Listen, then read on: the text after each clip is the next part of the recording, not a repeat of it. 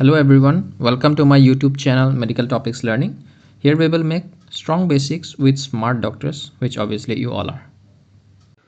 So today we will learn about the types of cell injury. There are four types of cell injury basically: reversible cell injury, irreversible cell injury, reticulum injury, and endoplasmic reticulum stress. So first is the reversible cell injury. Let's learn about its mechanism. We all know the most common cause of cell injury is hypoxia, that is decreased oxygen supply. When there is hypoxia, it causes decreased oxidative phosphorylation in the mitochondria, leading to decreased ATP synthesis. This causes changes in cell membrane, nucleus, and the endoplasmic reticulum. We will see each and everything in detail today. First, we will learn about the changes in the cell membrane. The sodium-potassium ATPase pump is located in the cell membrane. Its normal function is efflux of sodium and influx of potassium. But decreased ATP causes decreased activity of this pump, leading to influx of sodium along with water and efflux of potassium, leading to cellular swelling known as hydropic change. This is the first and most important morphological feature of reversible cell injury. The water coming inside the cell causes the cell to swell up. There is also swelling of cell organelles occur like mitochondria, which is most commonly affected, and it is the most important organelle to be affected in reversible cell injury and apoptosis. Other cell organelles that are swell include endoplasmic reticulum. Outpouching occurs and membrane breaks are formed due to cellular swelling. The accumulation of water in the cell membrane damages the phospholipid layer, and this causes the cell membrane to curl upon itself and appear as spiral structure. This is known as myelin figures. They are composed of phospholipid and calcium. Now let's learn about the nuclear changes. Decreased ATP synthesis causes increased anaerobic glycolysis. This leads to lactic acid production, which decreases the pH level and causes clumping of the nuclear chromatin. And this is known as pycnosis. We will learn about this in detail later in this video.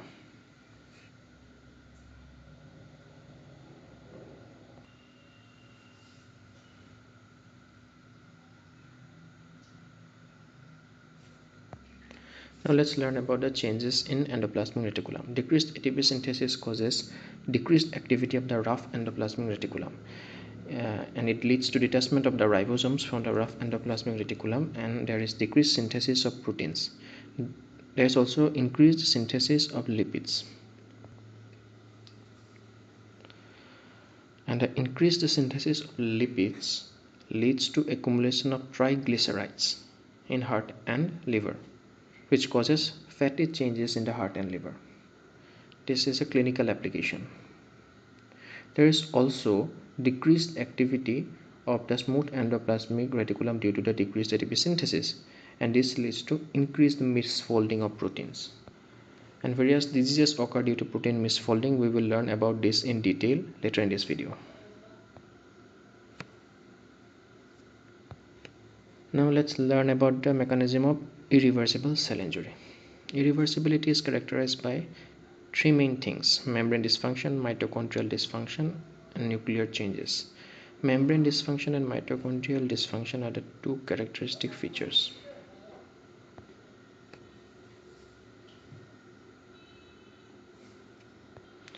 They are considered as hallmark of irreversibility.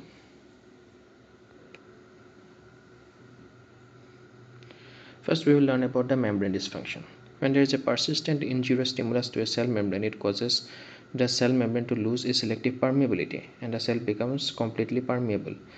And this leads to increased cytoplasmic calcium concentration, and the increased cytosolic calcium causes activation of various enzymes. These are known as suicide enzymes, and these include phospholipase, DNase, endonuclease, protease, and ATPase. Phospholipase causes breakdown of phospholipids, and this leads to two things. First is the damage of plasma membrane, which causes membrane dysfunction, and second is the production of myelin figures, which are nothing but which are nothing but the curling upon of the cell membrane upon itself due to cellular swelling.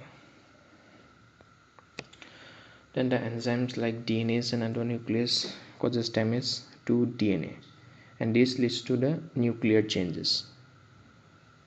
The protease causes breakdown of proteins, and ATPase causes breakdown of ATP, leading to decreased ATP concentration.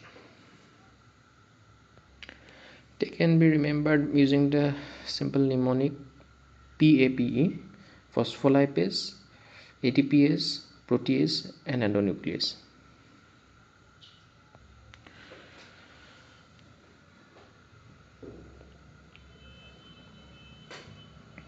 And now we will see the clinical application of it.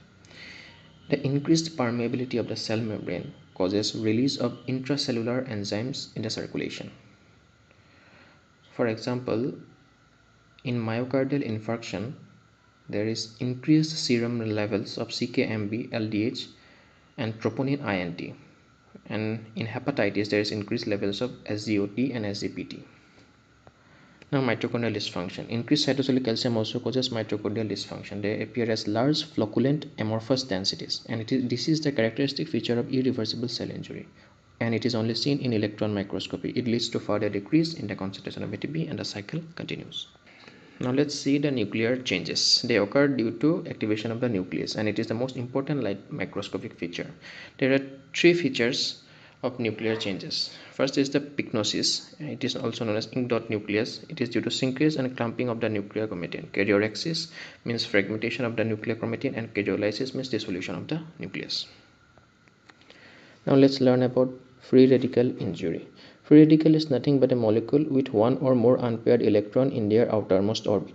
They have unstable configurations, so release high energy and causes damage to cells. Example, hydroxyl radical, which is the most potent radical. Then there is superoxide radical. Then there is hydrogen peroxide radical, and there is peroxynitrate free radical.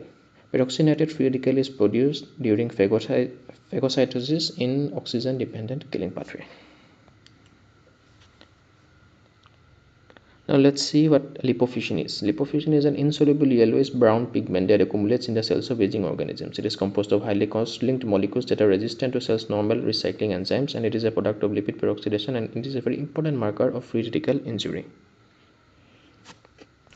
Now let's see the examples of free radical injury. First is radiation injury. Ionizing radiation falls on water and releases hydroxyl radical.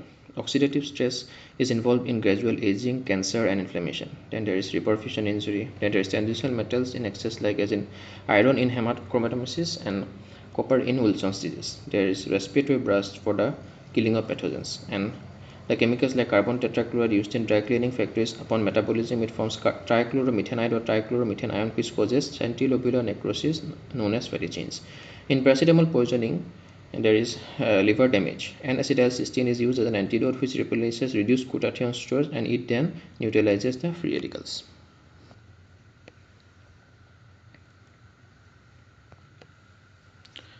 Now we will see the production of free radicals and their effects. As I have mentioned, the common causes are radiation, toxin, and reperfusion injury. When there is radiation, toxin, and reperfusion injury, the oxygen inside the cell is first breakdown into superoxide ion. The superoxide dismutase enzyme present inside the cell breaks it into hydrogen peroxide. It is the hydrogen peroxide that's produced is degraded to water by two enzymes, basically catalase and glutathione peroxidase. We will learn about each and every enzyme in detail later in this video, but the hydrogen peroxide can also go into another pathway known as the Fenton's reaction, where in the presence of Fe2 plus and Cu2 plus, it gets converted into hydroxyl radical, which is the most potent free radical, causing various harmful effects in the body. The hydroxyl radical thus produced causes various effects, and the most important effects that it causes are lipid peroxidation, second is oxidative protein modifications, and third is DNA damage. The lipid peroxidation results in membrane damage and production of the lipofusion component. And oxidative protein modification causes breakdown and misfolding of the proteins, and DNA damage causes the mutations. And these effects of hydroxyl radical can be remembered by using the simple mnemonic LOD: lipid peroxidation, oxidative protein modifications, and DNA damage.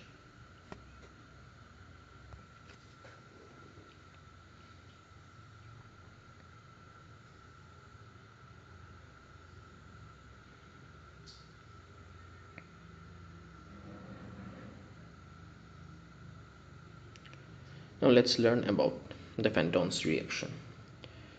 Fe2 plus is involved in the production of free radicals.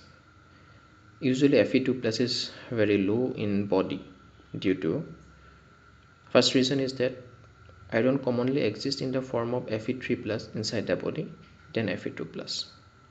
And there is also the presence of binding proteins like transferrin for iron and ceruloplasmin for copper.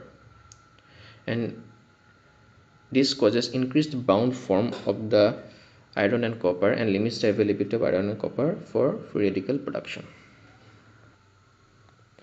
There is also various enzymes causing free radical production. First is NADPH oxidase and second is xanthine oxidase. The protective mechanisms against free radicals are known as antioxidants. It can be exogenous or endogenous. Antioxidants can be enzymatic. The enzymatic antioxidants are catalase, superoxide dismutase, and glutathione peroxidase. Non-enzymatic include vitamins, selenium, and zinc. Now let's learn about its enzyme in detail. First is superoxide dismutase. It inactivates superoxide free radicals. It is of two types basically, CuZn-SOD, also known as SOD1. It is present in cytoplasm, and there is MnSOD, also known as SOD2, and it is present in the mitochondria. Brain is protected from free radical injury by the superoxide dismutase 1 enzyme. The clinico-pathological correlation is that mutation of SOD1 causes a disease known as amyotrophic lateral sclerosis. This is the disease that is suffered by the great scientist Stephen Hawking. It is basically a form of progressive motor neuron disorder and also known as Lou Gehrig's disease. Second is the glutathione peroxidase enzyme. This enzyme inactivates both hydrogen peroxide and hydroxyl radical. It is present in both cytoplasm and mitochondria. Intercytoplasmic ratio of oxidized glutathione to reduced glutathione is an important indicator of oxidative state of the cell. And third is the catalase. It inactivates hydrogen peroxide and present in peroxisomes. Now let's see the antioxidants and their targets. First is the superoxide dismutase. It is of two types, 1 and 2. One is present in cytoplasm, 2 is present in mitochondria, and both inactivates the superoxide radical. Catalase is present in peroxisomes and inactivates the hydrogen peroxide, and glutathione peroxidase is present in cytoplasm and mitochondria and inactivates both hydrogen peroxide and hydroxyl free radical.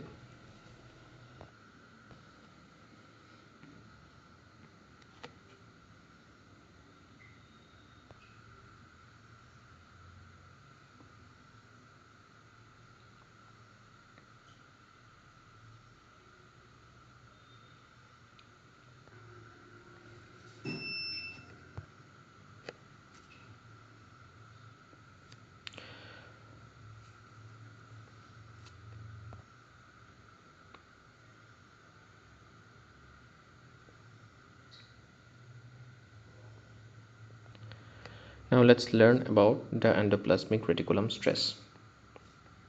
Endoplasmic reticulum is a site for both protein synthesis and protein folding. Protein folding is assisted by chaperones. Chaperone assists in normal folding of the proteins. The mechanism of ER stress is, in ER stress the chaperones become defective and misfolded proteins are produced. These are then transported to the cytoplasm. In the cytoplasm, these misfolded proteins are degraded by a pathway known as ubiquitin proteasome pathway. But increased ER stress causes defective ubiquitin proteasome pathway, and it leads to increased accumulation of misfolded proteins inside the body. And increased accumulation of misfolded proteins causes various diseases. For example, first we have the cystic fibrosis. There is the affected protein, there is CFTR. Then there is familial hypercholesterolemia, where the affected protein is LDL receptor. Then there is Tay-Sachs disease, where the affected protein is hexosaminidase alpha subunit. Then there is Creutzfeldt-Jakob disease, where the affected protein is prion. Then there is alpha-1 antitrypsin deficiency. The affected protein is alpha-1 antitrypsin. Then there is Alzheimer's disease, where the affected protein is A beta.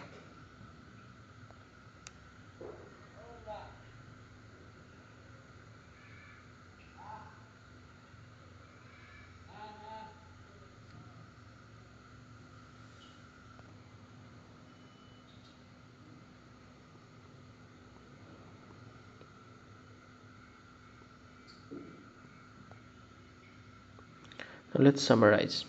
First is reversible cell injury.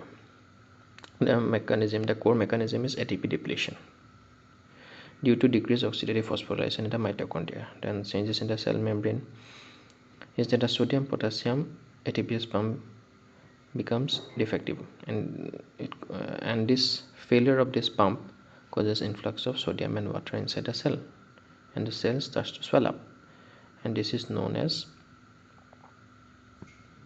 hydropic change. The sodium potassium ATPase pump failure can be remembered by using the mnemonic known as SIN: sodium influx or no ATP. Due to cellular swelling, the cell membrane outpouches and intracellular membrane blebs. Accumulation of water damages the phospholipid layer, causing the membrane to curl upon itself to form spiral structures known as myelin figures, and swelling of cell organs occur like mitochondria and endoplasmic reticulum. And changes in the nucleus include clumping of the nuclear chromatin, and this is due to decreased ATP and increased anaerobic glycolysis and increased lactic acid production, causing reduced pH. Changes in the endoplasmic reticulum. This decreased ATP affects both rough and smooth hair. Ribosome seditas from the rough endoplasmic reticulum, causing decreased protein synthesis, and decreased of SCR causes increased protein misfolding. There is also increased lipid synthesis, causing fatty changes in heart and liver due to accumulation of the triglycerides. And features of reversible cell injury can be remembered using the mnemonic HOME PC.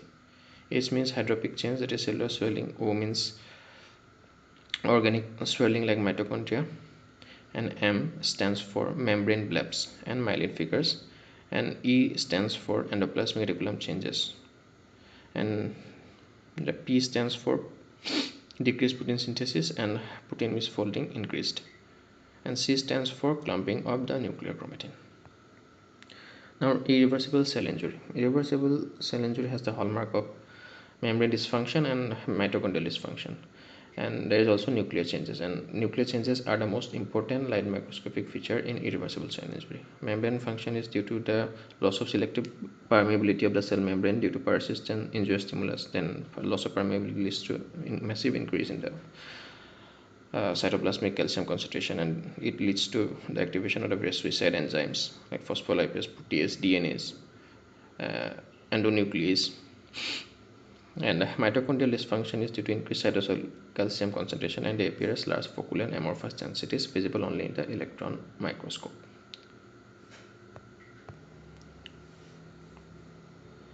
The mnemonic to remember the changes is LFA, large, flocculent, amorphous. The nuclear changes include pycnosis, karyoresis, and karyolysis. Pycnosis means shrinkage of the clumping of nuclear chromatin, and karyoresis means fragmentation of the nuclear chromatin, and karyolysis means dissolution of the nucleus. And this can be remembered by using the mnemonic PKK. B stands for pycnosis, K stands for karyorexis, and the other K stands for karyolysis. Clinical application is increased membrane permeability allows intracellular enzymes to leak into the blood. For example, in myocardial infarction, there is detection of increased serum levels of CKMB, LDH, troponin, INT, and in hepatitis, there is increased levels of SGOT and SGPT. Now let's summarize free radical injury. Free radical is a molecule with one or more unpaired electrons in the outermost orbit, and its examples include hydroxyl radical, superoxide, hydrogen peroxide radical, and peroxynitrate. It can be remembered using the mnemonic HHSP: hydroxyl radical, hydrogen peroxide reticle, superoxide reticle, and peroxynitrate reticle. Peroxynitrate is produced during phagocytosis in the oxygen-dependent clean pattern. Then there is lipofuscin, which is an insoluble yellowish brown pigment that accumulates in the cells of aging organisms. It is composed of highly cross-linked molecules, and it is a product of lipid peroxidation and important marker of reticle injury. Reticles are also produced by enzymes like an ADPase oxidase and an anthene oxidase. Then there is Fenton's reaction, where iron and copper are involved in the production of hydroxyl reticle, and the binding protein for iron is transferrin and the binding protein for copper is ceruloplasmin. It can be remembered using the mnemonic TOC care, that is TC. T for transferrin, C for ceruloplasmin. And effects of reticle injuries: LOD, lipid peroxidation, oxidative protein modifications, and DNA damage. And then various protective mechanisms and antioxidants. The body uses both enzymatic and non-enzymatic systems to neutralize reticles. Non-enzymatic include vitamins, selenium, zinc, and enzymatics include superoxide dismutase enzyme, which inactivates superoxide reticle. SOD1 is present in cytoplasm and its mutation causes ALS disease. SOD is present in the mitochondria. Catalase is present in peroxisome and inactivates hydrogen peroxide. Glutathione peroxidase is present in both cytoplasm and the mitochondria and inactivates hydrogen peroxide and hydroxyl reticle. Now let's summarize endoplasmic reticulum stress. Endoplasmic reticulum is basically a smooth and rough. Rough is involved in a process of protein synthesis, and smooth is involved in a process of protein folding, and protein folding is assisted by another protein known as chaperones. In ER stress, there is defective chaperones, and it leads to increased accumulation of misfolded proteins, and the increased accumulation of misfolded proteins causes various diseases like cystic fibrosis, familial hypercholesterolemia, Tay Sachs disease, Creutzfeldt-Jakob disease, alpha-1 antitrypsin deficiency, and Alzheimer's disease. So thank you everyone for watching this video. Do like, share, and subscribe to my channel. And do comment if you have any doubt. I will attach the PDF link of this video in the description box below. Thank you.